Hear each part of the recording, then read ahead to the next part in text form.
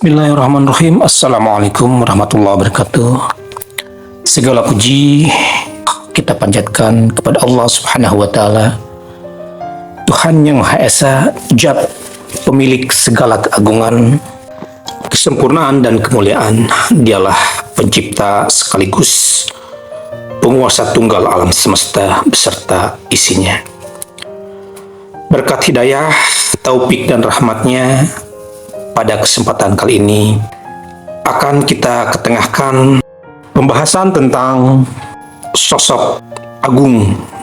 Semoga sholawat serta salam senantiasa Allah limpahkan kepada panutan kita Nabi Muhammad SAW yang telah membimbing umat manusia pada ajaran yang benar, yakni agama tauhid.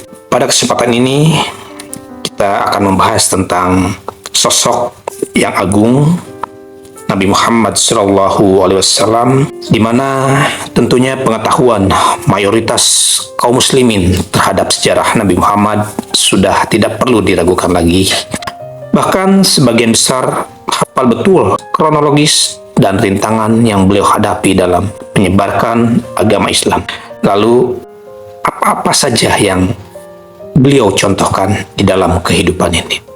Untuk menjawab hal-hal itu, maka di sini kita akan mengutarakan suatu pemaparan tentang agar kita lebih dekat atau mengenal Rasulullah SAW. Baiklah, kita masuk ke pembahasan pertama, yaitu Muhammad SAW sebagai Nabi terakhir, di mana pada bab ini kita akan mengetengahkan tentang tanda kenabian Nabi Muhammad SAW, nama-nama Nabi SAW, dan serta cincin atau stempel Nabi SAW. Yang tentunya pada pertemuan-pertemuan berikutnya akan kita ketengahkan juga tentang sosok seperti apakah Nabi Muhammad itu, seperti apa penampilannya, bagaimana cara dia berbicara, tertawa, dan menangis, dan bagaimana cara dia makan, minum, dan tentunya banyak lagi perilaku lain yang patut kita teladani. Sebagai mukadimah, dan inilah pembahasan yang pertama, yaitu tentang Nabi Muhammad sebagai Nabi yang terakhir. Di dalam Al-Quran surat An-Nisa ayat 79, yang artinya kami mengutusmu Muhammad menjadi Rasul kepada seluruh manusia dan cukuplah Allah yang menjadi saksi. Quran surat An-Nisa ayat 79. Dan di dalam Quran surat Al-Ahzab ayat 40, Muhammad itu bukanlah bapa dari seorang di antara kamu, tetapi dia adalah utusan Allah dan penutup para nabi, dan Allah mengetahui segala sesuatu. Nabi Muhammad adalah seorang putra dari Aminah binti Wahab dan Abdullah bin Abdul Muttalib yang wafat sewaktu Nabi masih dalam kandungan. Hal ini sering kita dengar sewaktu kita masih kecil tentunya. Dan dia dilahirkan di Mekah, tepatnya sekitar 200 meter dari Masjidil Haram, pada Senin menjelang terbit fajar 12 Rabiul Awal, tahunnya tahun gajah, 20 April 571 Masehi. Tempat kelahiran Nabi itu kini dijadikan sebagai perpustakaan Maktab Mekah Al-Mukarramah. Penamaan tahun gajah karena pada waktu itu Abrahah Al-Ashram Al-Habasi, gubernur Yaman, mengerahkan pasukan bergajahnya ke Mekah untuk menghancurkan Ka'bah. Namun, sebelum memasuki kota Mekah, Abrahah beserta pasukannya diserang oleh burung-burung yang melemparinya dengan batu-batu kecil dari tanah liat yang terbakar hingga mereka binasa. Dan peristiwa ini diterangkan di dalam Quran surat Al-Fil. Allah Subhanahu wa taala berfirman, yang artinya, tidakkah engkau Muhammad perhatikan bagaimana Tuhanmu telah bertindak terhadap pasukan bergajah? Bukankah dia telah menjadikan tipu daya mereka itu sia-sia, dan dia mengirimkan kepada mereka burung-burung berbondong-bondong yang melempari mereka dengan batu dari tanah liat yang terbakar, sehingga mereka dijadikannya seperti daun-daun yang dimakan ulat. Quran Surat Al-Fil ayat 1-5. Latar belakang penyerangan Abrahah ke Mekah semata-mata untuk membalas penghinaan orang Mekah atas tempat ibadah yang telah dibangunnya di San'a. Perlu diketahui bahwa Yaman kala itu berada dalam kekuasaan Negus di Ethiopia. Setelah berhasil membangun tempat ibadah paling megah dan paling indah pada masa itu, Abraham menyurati Negus. Dalam surat tersebut antara lain dikatakan bahwa Abraham akan berusaha dengan segala cara agar orang-orang Arab melakukan ibadah haji di tempat yang telah dibangunnya.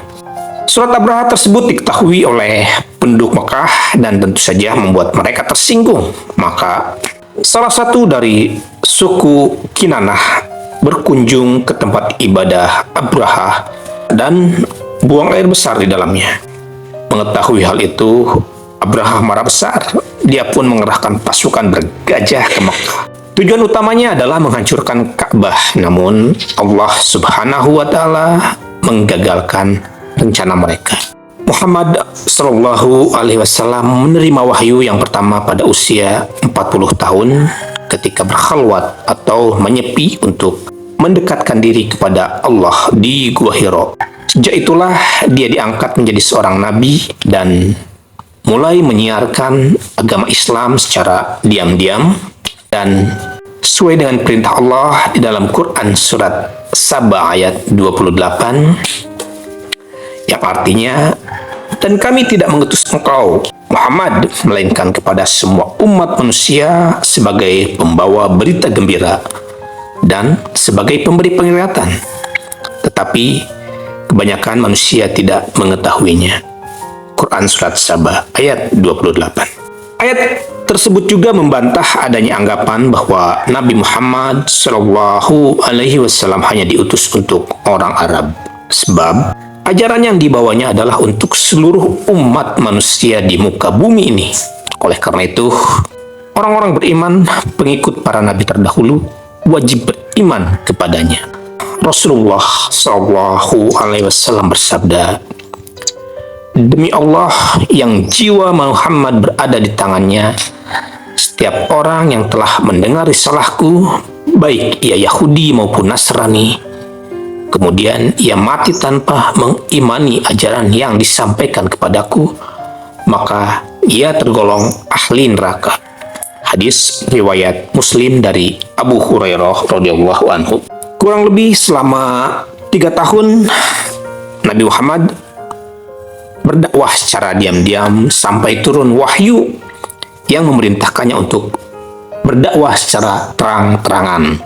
Maka sampaikanlah Muhammad secara terang-terangan segala apa yang diperintahkan kepadamu dan berpalinglah dari orang-orang musyrik. Quran Surat Al-Hijr ayat 94. Adapun orang-orang yang pertama beriman kepadanya adalah yang pertama Abu Bakar dari kalangan orang tua, dan yang kedua Khadijah binti Khuwailid dari kaum wanita, dan yang ketiga Ali bin Abi Thalib dari golongan anak-anak, dan yang keempat Zaid bin Haris dari golongan budak.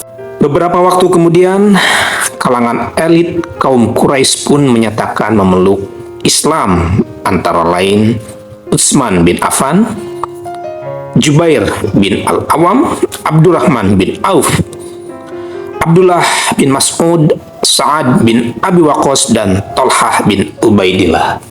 Tugas Nabi Muhammad SAW sebagai nabi terakhir adalah melengkapi atau menyempurnakan risalah yang telah dibawa oleh para nabi terdahulu, sebagaimana dalam sebuah hadis dari Zabir radhiyallahu anhu menyatakan bahwa Rasulullah Shallallahu Alaihi Wasallam bersabda, "Perumpamaanku dengan nabi-nabi sebelumku adalah seperti orang yang membangun rumah, lalu disempurnakan dan dibaguskan bangunannya, kecuali sebuah sudut yang belum terpasang sebuah bata.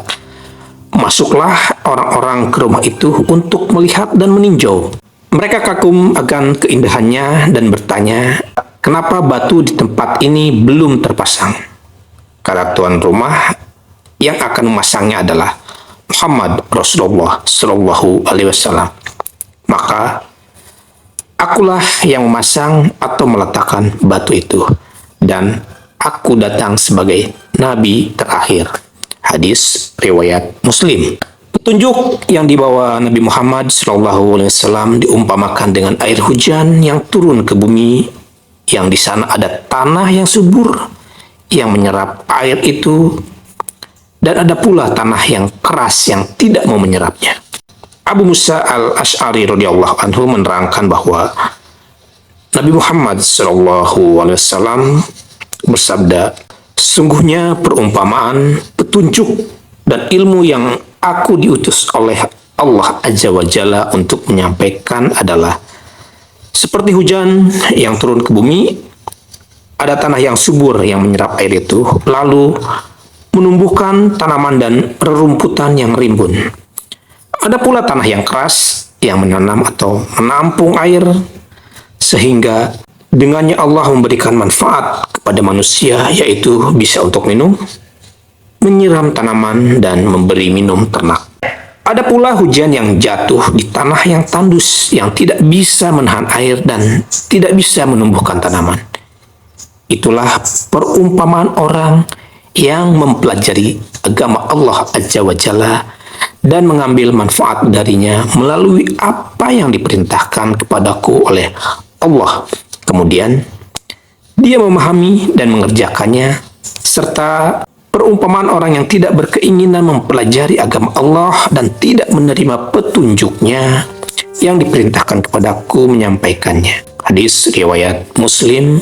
Sekalipun kita umat Nabi Muhammad SAW, kita dilarang mengagungkan beliau melebihi para nabi terdahulu.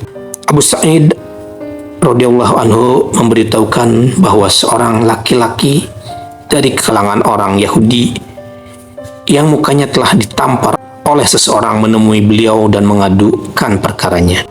Wahai Muhammad, sesungguhnya seorang sahabatmu dari golongan Ansor telah menampar wajahku. Panggillah dia, si penampar itu, kemari. Pinta Rasulullah Shallallahu Alaihi Wasallam. Setelah sahabat yang menampar orang Yahudi itu datang, beliau bertanya, mengapa engkau menampar wajahnya? Sahabat yang menampar orang Yahudi itu bercerita, wahai Rasulullah, sungguh saat itu aku bertemu dengannya, kudengar ia mengatakan, demi Tuhan yang telah memilih Musa di atas semua manusia, maka aku katakan, dan juga di atas Muhammad. Maka aku tidak dapat menguasai emosi lagi, lalu kutampar dia. Nabi Muhammad bersabda, janganlah kalian mengutamakan diriku di atas semua nabi, karena sungguh seluruh umat manusia pada hari kiamat kelak tak sadarkan diri, dan akulah yang mula-mula bangun siuman. Tiba-tiba aku lihat Musa sedang bergantung di ars pada salah satu tiang-tiangnya. Aku tidak tahu apakah dia sadar sebelumku, ataukah sudah cukup baginya apa yang dialaminya, atau tidak sadarkan diri ketika di Bukit Tur. Hadis riwayat 3 ahli hadis. Itulah sejarah singkat tentang Nabi Muhammad SAW, Nabi yang terakhir. Dan kita akan meneruskan di pertemuan berikutnya tentang tanda kenabian Nabi Muhammad. Demikianlah untuk pertemuan singkat ini. Semoga kita semakin meneladani dan semakin mencintai Nabi kita, Nabi Muhammad SAW. Semoga selawat tercurah selalu kepadanya, dan semoga kita selalu mendapatkan syafaat darinya. Wallahu alam. Assalamualaikum warahmatullahi wabarakatuh.